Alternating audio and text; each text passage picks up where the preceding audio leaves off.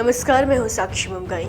अब ये पूरी तरह साफ हो गया है कि सीजेआई बी.आर. गवई के बाद सुप्रीम कोर्ट के वरिष्ठ न्यायाधीश सूर्यकांत भारत के अगले सीजेआई के रूप में नियुक्त किए जाएंगे।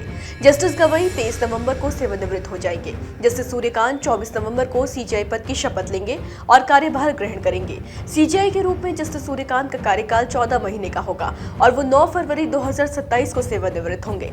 आइए जानते हैं कि जस्टिस सूर्यकांत ने ऐसे कौन से फैसले सुनाए हैं जो अपने आप में ऐतिहासिक है और जो उनकी कार्यकुशलता को रेखांकित करते हैं। पहले तो आपको ये बता दें कि न्यायमूर्ति सूर्यकांत का जन्म 10 फरवरी 1962 को हरियाणा के हिसार जिले के एक छोटे से गांव पेटवार में हुआ था। उन्होंने एक साधारण परिवार में अपना बचपन बिताया। 1935 में वो पंजाब और हरियाणा उच्च न्यायालय में प्रैक्टिस करने के लिए चंडीगढ़ चले गए। 7 जुलाई 2000 को मात्र 38 साल की उम्र में वो हरियाणा के सबसे युवा एडवोकेट जनरल बने। ये राज्य के कानूनी इतिहास में एक रिकॉर्ड था। एक साल बाद उन्हें मार्च 2001 में वरिष्ठ अधिवक्ता के रूप में नामित किया गया। न्यायमूर्ति सूर्यकांत को 9 जनवरी 2004 को पंजाब और हरियाणा उच्च न्यायालय का न्यायाधीश बनाया गया। उन्होंने अपनी न्यायिक जिम्मेदारियों के साथ साथ अपनी पढ़ाई जारी रखी।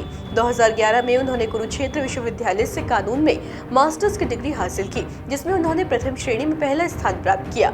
अक्टूबर 2018 में न्यायमूर्ति सूर्यकांत हिमाचल प्रदेश उच्च न्यायालय के मुख्य न्यायाधीश बने।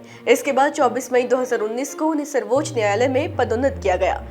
प्रतिष्ठित समाचार पत्र हिंदुस्तान जस्टिस सूर्यकांत के महत्वपूर्ण फैसलों के बारे में बताते हुए लिखता है कि उच्चतम न्यायालय के न्यायाधीश के रूप में उनका कार्यकाल अनुच्छेद 370 को हटाने, अभिव्यक्ति की स्वतंत्रता और नागरिकता के अधिकारों पर फैसला देने के लिए जाना जाता है। न्यायमूर्ति सूर्यकांत हाल ही में राज्य विधानसभा द्वारा पारित विधेयकों से निपटने में राज्यपाल और राष्ट्रपति की शक्तियों से संबंधित राष्ट्रपति के परामर्श पर सुनवाई करने वाली न्यायालय की पीठ में शामिल है। इस फैसले का बेसब्री से इंतजार किया जा रहा है, जिसका असर कई राज्यों पर पड़ेगा। वो उस पीठ का हिस्सा थे जिसने उपनिवेशिक युग के राजद्रोह कानून को स्थगित रखा था तथा निर्देश दिया था कि सरकार की समीक्षा करने तक इसके तहत कोई नई प्राथमिकी दर्ज नहीं की जाएगी।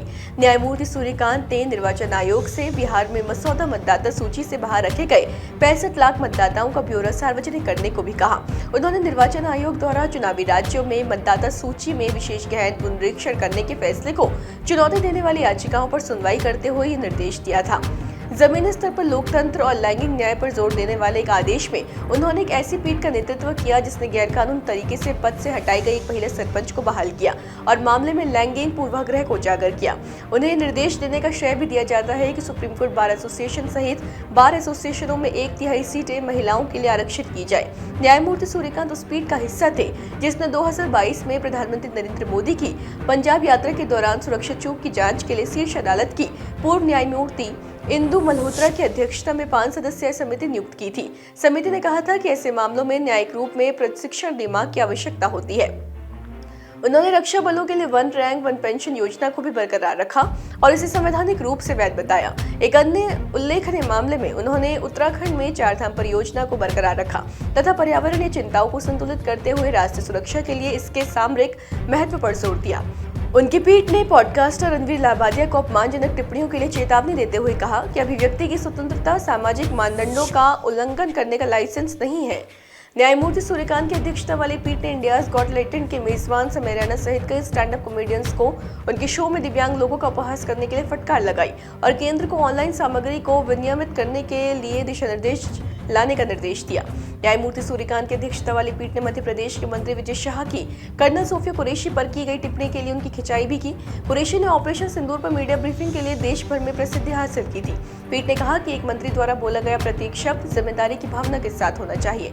उन्होंने सीबीआई के आबकारी नीति मामले में दिल्ली के पूर्व मुख्यमंत्री अरविंद केजरीवाल को जमानत देने वाली पीठ का भी नेतृत्व किया था तथा टिप्पणी की थी कि एजेंसी को पिंजरे में बंद तोता होने की धारणा को दूर करने के लिए काम करना चाहिए।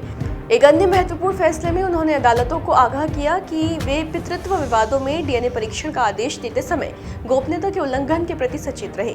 सर्वोच्च न्यायालय में पदोन्नति के बाद से वे 300 से अधिक पीठों का हिस्सा रहे हैं तथा आपराधिक, संवैधानिक और प्रशासनिक कानून के क्षेत्र में न्यायशास्त्र में योगदान दिया है। यानी कि कई बड़े ऐतिहासिक फैसलों से जुड़ा हुआ है देश के भावी सीजेआई का कार्यकाल। जस्टिस सूर्यकांत के रूप में भारत को 53वें मुख्य न्यायाधीश मिलने जा रहे हैं। उनके आगे कई लंबित मामलों पर फैसला लेने की चुनौती भी होगी। खैर, उम्मीद करते हैं कि आपको जानकारी पसंद आई होगी। फिलहाल विदा देते हैं, फिर हाजिर होंगे। बने रहे देवमन साहिड़ा के साथ।